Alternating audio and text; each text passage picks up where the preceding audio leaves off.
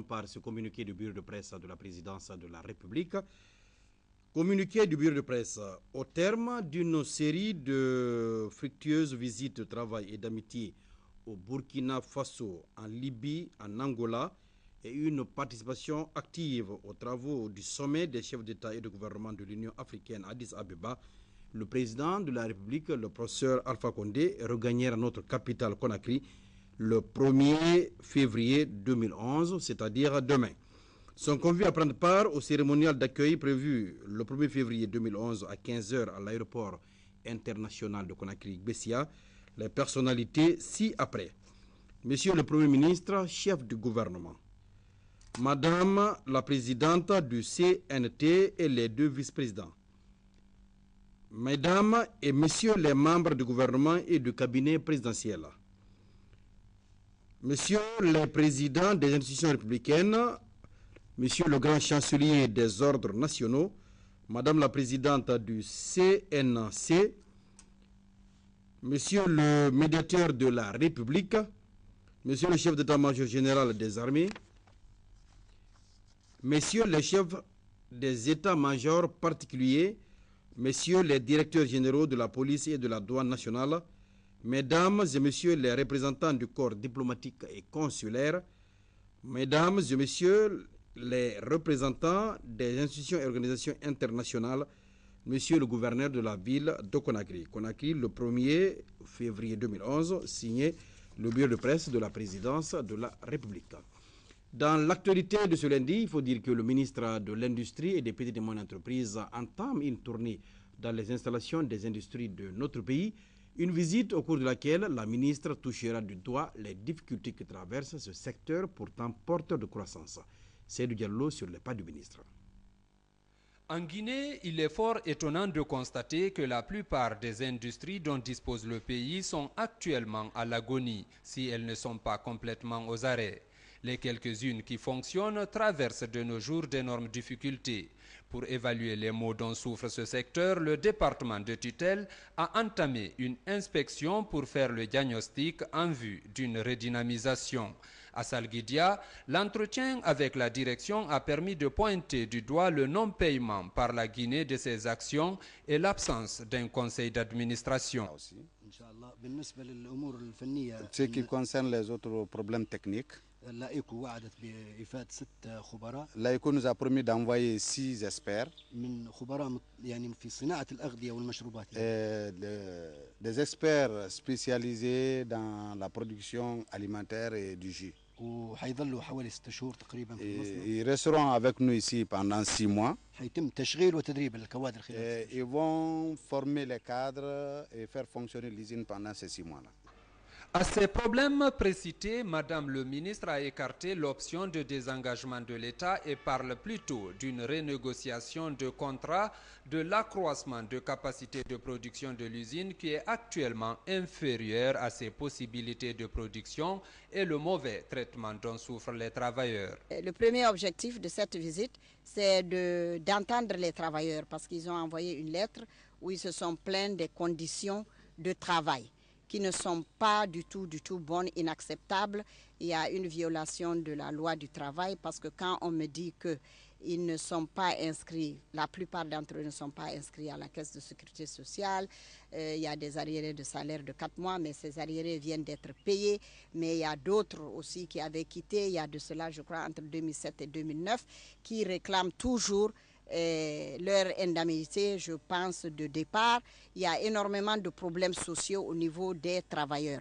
Mais ce sont des problèmes qui ne sont pas insurmontables. C'est des problèmes qui peuvent être réglés et le directeur général a promis réellement de s'asseoir à la même table que les représentants du gouvernement pour voir en sorte que, pour s'assurer que ces problèmes soient réglés. Une visite des installations a permis également de constater qu'au lieu de 600 hectares, c'est seulement 133 hectares qui sont actuellement mis en valeur, ce qui donne une capacité de production de 10 tonnes par jour qui est nettement inférieure, tandis que l'usine de Salguidia est faite pour traiter 5 tonnes par heure, soit 600 cartons par jour, donc un manque à gagner qu'il faut corriger. Nous restons toujours dans le chapitre des visites des ministres. Cette fois, il s'agit du chef du département de la justice garde des Sceaux. Maître Christian Sow s'est rendu successivement. Il s'est rendu aux premières instances de Kaloum et Dixine. La maison centrale de Conakry a été également visitée par le ministre de la Justice ainsi que les archives de la Cour d'appel. Partout, le ministre a fait des constats alarmants. Kenoyou Saba. Le ministre de la Justice, garde des Sceaux, accompagné d'une délégation de son département, a entamé ce lundi un marathon dans certains services de la capitale relevant de sa juridiction. La salle des archives de la Cour d'appel de Conakry a constitué la première étape de la visite. Là, le constat est alarmant. Constat qui se caractérise par un manque de local approprié pour la conservation des documents. Juste après, le ministre Christian Sow s'est rendu au tribunal de première instance de Kaloum. Ici d'ailleurs, le chef du département de la justice a été surpris de constater la cour de cette importante structure transformée en parking.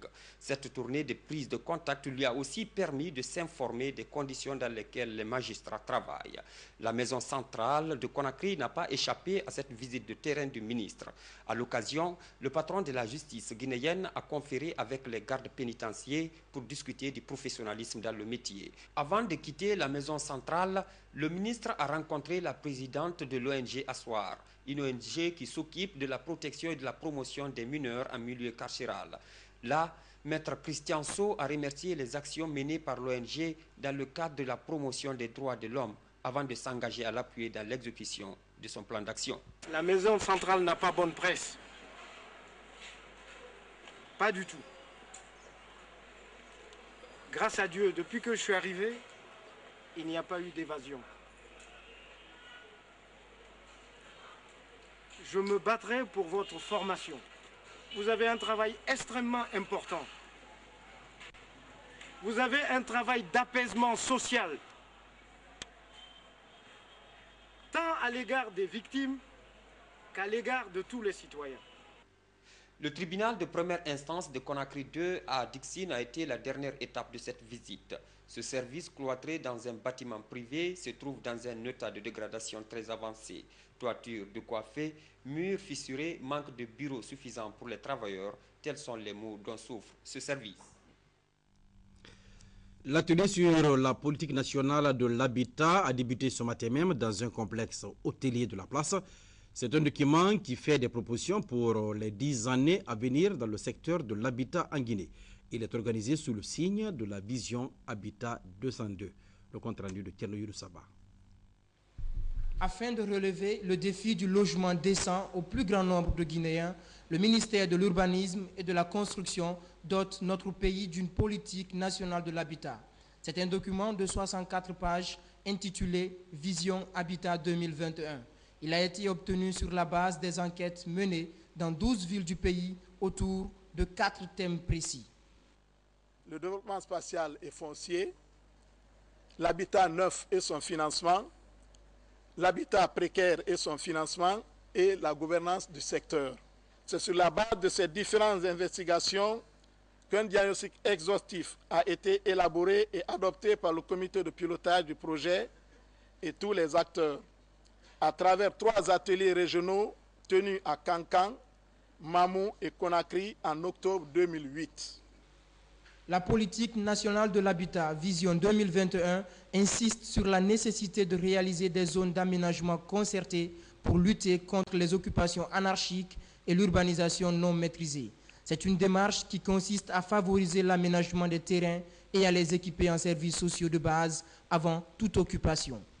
L'assistance technique et financière apportée par le PNUD pour l'élaboration de cet important outil de développement s'inscrit dans le cadre de l'engagement du système des Nations Unies à travers son plan cadre pour l'aide au développement en Guinée.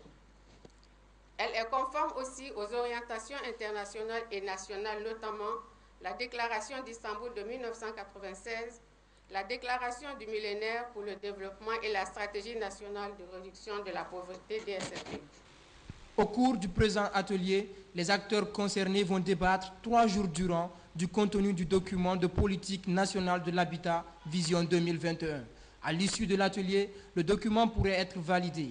Il va servir alors de référence pour toute négociation sur les questions relatives au secteur de l'urbanisme et de l'habitat.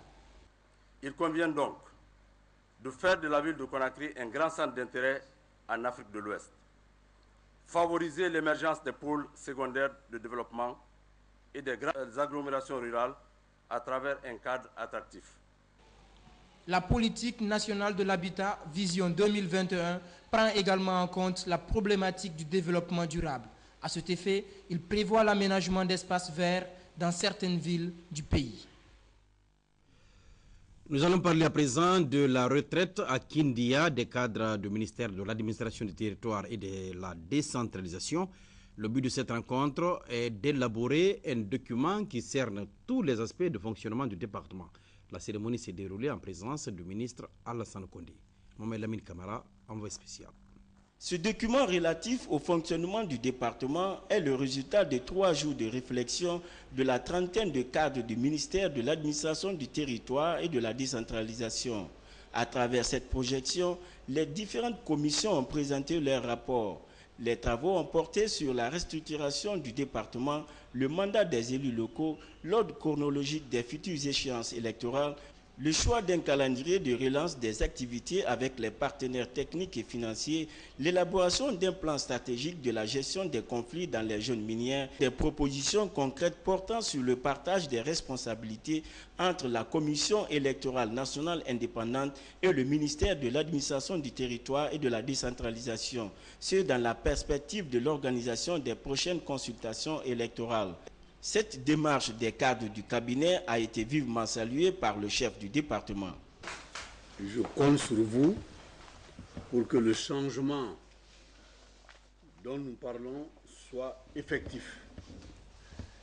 J'ai suivi avec beaucoup d'intérêt le compte-rendu schématique des 3 groupes.